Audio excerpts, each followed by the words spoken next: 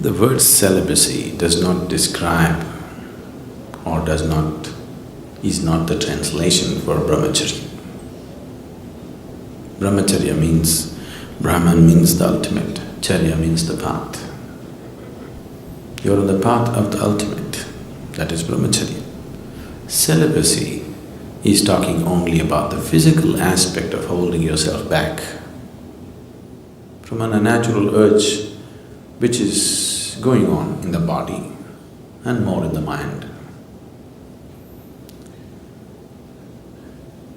So celibacy is not the right thing to say when we say Brahmacharya.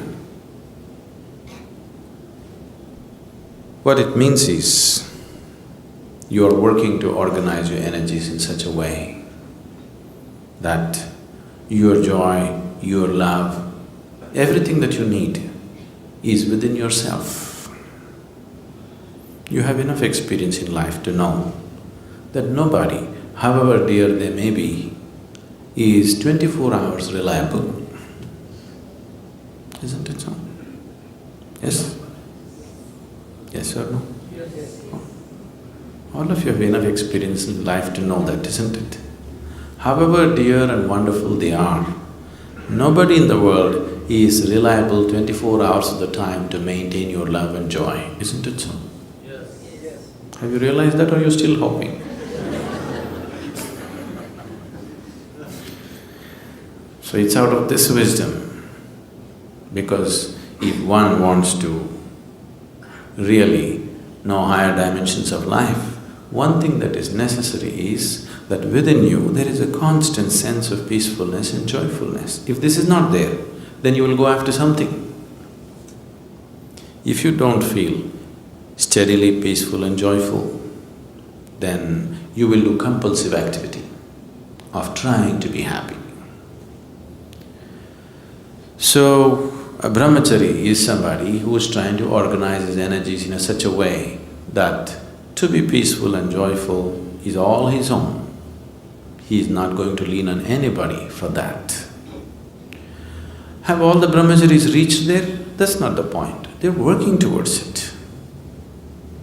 They need support, they need atmosphere to make that happen for themselves. It's not a small task that they have taken up.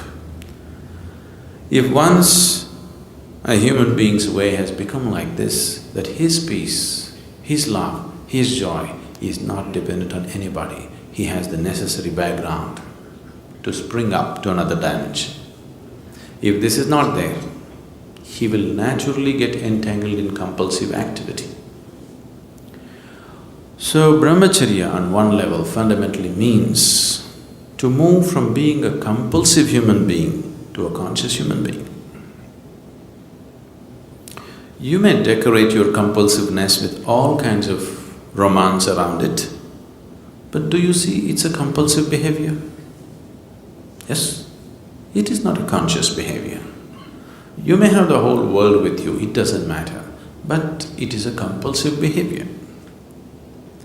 You can write poems about it, you can write great stories about it, you can make movies about it, but fundamentally it's a compulsive behavior which you're trying to clothe in so many beautiful clothes just to not face the reality.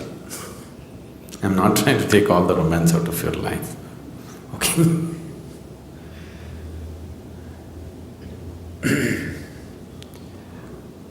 Once someone understands that if I'm involved in compulsive activity, I will never go where I want to go. Isn't it so? Yes?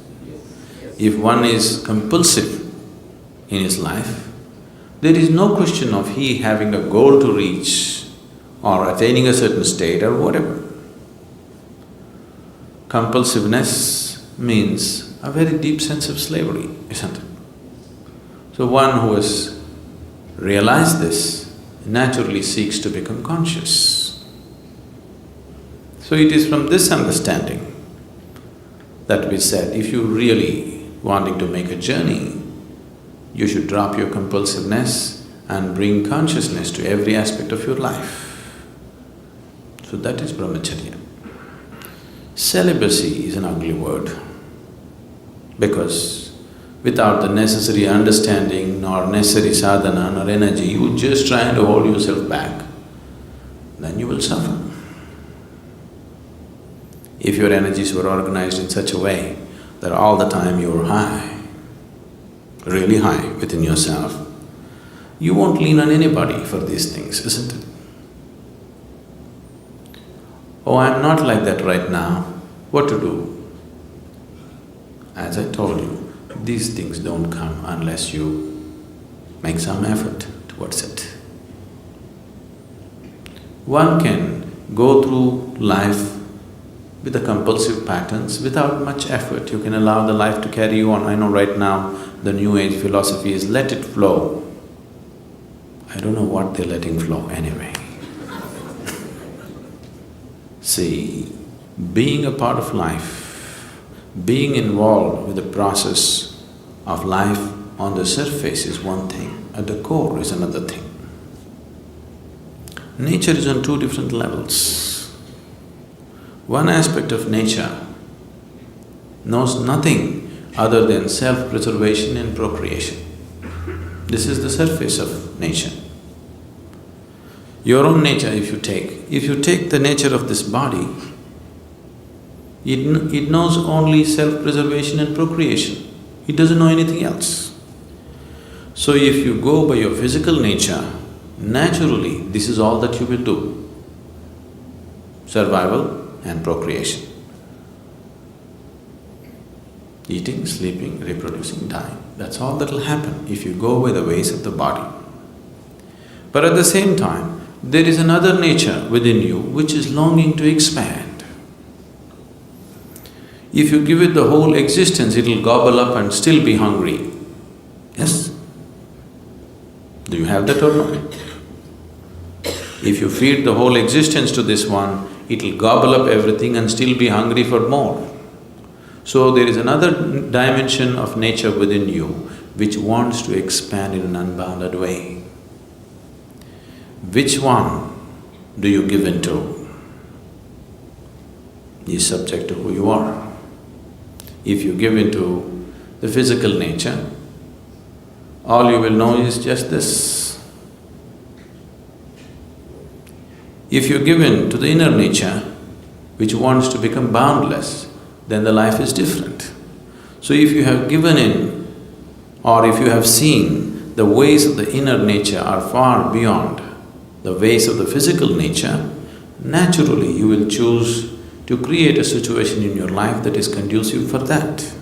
It is from this understanding that Brahmacharya or sannyasa became a part of spiritual process. Celibacy is a Western idea that is just to imitate the yogis of the past. All these things have been picked up at random by people. If you are not aware of this, even 6,000 to 8,000 years ago, Indian yogis traveled all over Europe and Arabia. They established many things. Even when the Phoenicians were building things in Arabia, they were setting up their empire. Even then, the Indian architects, the Indian sculptors, the Indian elephants and the Indian yogis went. That's almost 5,000–6,000 years ago. If a team of elephants, laborers, sculptors, architects and yogis have to be there, there must have been a much longer association before that, isn't it? Suddenly one team won't end up there in those days. So wherever they went, they did create some awareness of what is the significance of their way of life. So people picked this up at random without the necessary understanding. That is how celibacy became a part of other cultures. What came from a very deep understanding, just the surface of it they took. That'll happen everywhere. See the yoga, right now yoga means just twisting your body, just the surface.